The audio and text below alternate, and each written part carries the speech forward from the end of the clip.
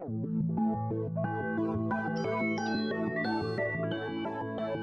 regresamos aquí a Contacto Informativo y precisamente, como se lo comentaba, vamos a hablar de este tema de la alerta de violencia de género. El día de ayer la Comisión Estatal de Derechos Humanos emitió el informe especial sobre el avance que ha tenido esta alerta y precisamente para hablar de este tema tenemos aquí en esta mañana a Martín Beltrán. ¿Cómo estás? ¿Qué tal? Bien, gracias, muy amable, gracias, buenos días. Muy buenos días. Y sí, definitivamente es una cuestión muy lamentable las situaciones que han estado ocurriendo recientemente e involucran precisamente el esfuerzo institucional que debería hacerse para que realmente esta declaratoria de alerta de violencia de género, que en el caso de San Luis Potosí, bueno, desde el origen, cuando se inició de alguna manera el procedimiento para el establecimiento de esta alerta de violencia de género, se hizo una especie de diagnóstico acerca de la problemática de feminicidios y en general de violencia contra las mujeres en el estado de San Luis Potosí, de manera que se determinó que especialmente 6 municipios del estado son los que tienen mayor incidencia y por tanto en esos municipios fue donde se determinó realizar esta alerta de violencia de género.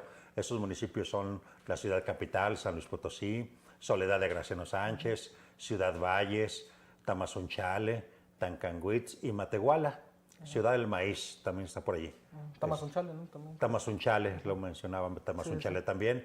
En general son varios municipios de la zona huasteca, del altiplano, en el caso de, bueno, entre zona y media y altiplano, por ejemplo, Ciudad del Maíz, el propio altiplano con Matehuala y la zona centro y metropolitana de la capital del estado, San Luis Potosí y Soledad de Graciano Sánchez.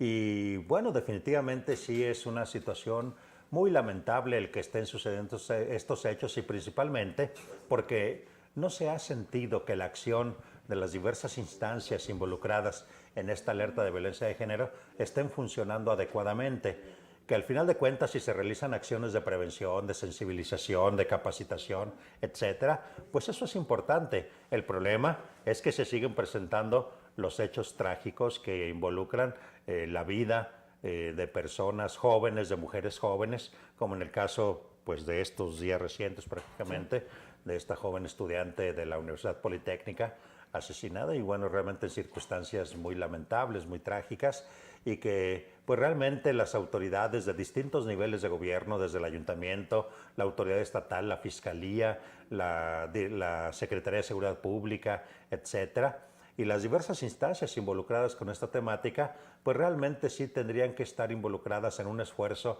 interinstitucional integral para que en su momento podamos establecer lineamientos que ya están en la declaratoria de la alerta de violencia de género. El problema es que se ha visto que varias de estas instancias o niveles pues no han tenido, digamos, una actuación realmente importante o determinante para poder establecer mecanismos que permitan realmente prevenir estos hechos. Ciertamente cuando ya ocurre un hecho trágico, pues evidentemente la autoridad pues de alguna manera activa ciertos mecanismos. El problema es que cuando ya sucedió, pues realmente ¿qué podemos hacer frente a un hecho consumado?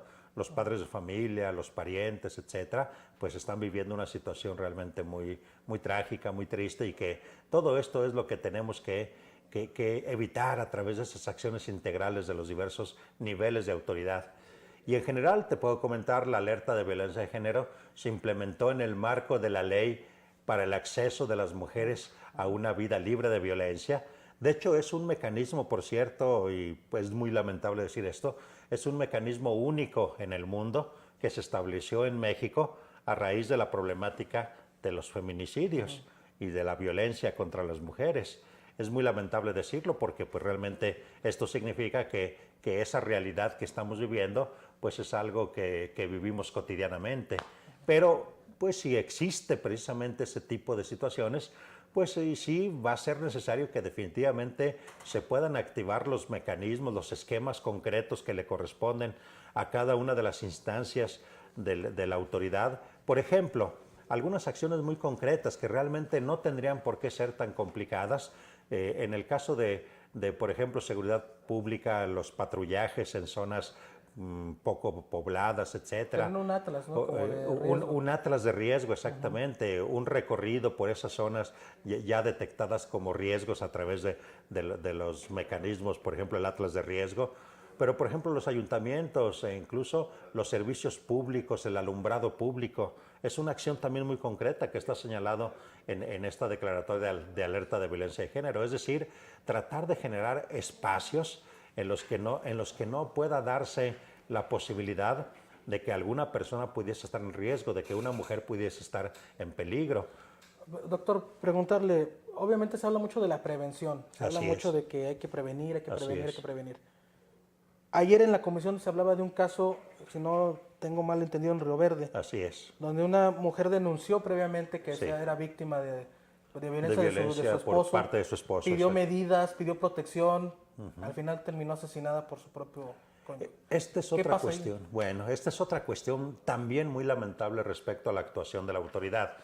Ahí, pues ciertamente se puede emitir la orden de protección, pero realmente, ¿qué efectividad puede tener una orden de protección cuando la mujer sigue pues prácticamente en su entorno familiar, el agresor sigue por allí libre, etcétera? Entonces realmente en cualquier momento puede ocurrir una situación de este tipo. Allí se trata de que realmente en ese tipo de casos, por ejemplo, claro que evidentemente para ello también la profesionalización de los diversos funcionarios, de los diversos servidores públicos, es muy importante para que en cada caso concreto se puedan tomar las medidas que requiere el caso.